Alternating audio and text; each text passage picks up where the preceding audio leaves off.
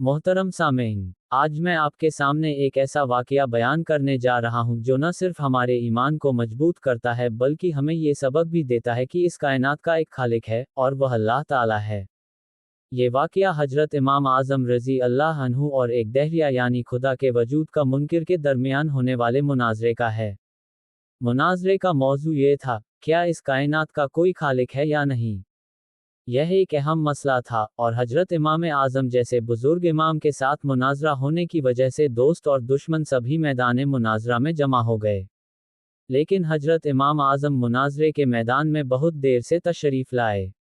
जब दहरिया ने उन्हें देर से आते देखा तो पूछा, आपने इतनी देर क्यों लगाई?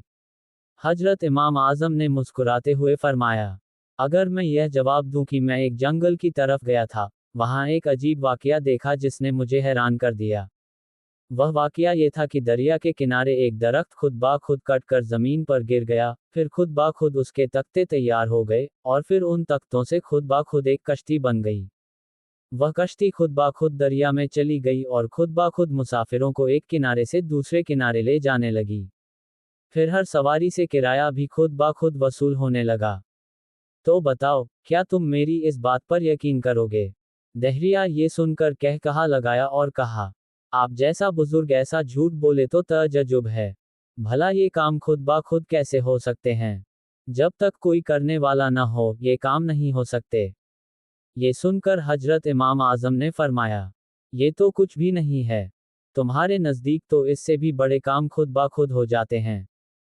यह ज़मीन, यह आसमान, ये चांद, सितारे, बागात, रंग बिरंगे फूल, पहाड़, चुपाए, इंसान, और यह सारी कायनात बगैर किसी बनाने वाले के खुद ब खुद तैयार हो गई है।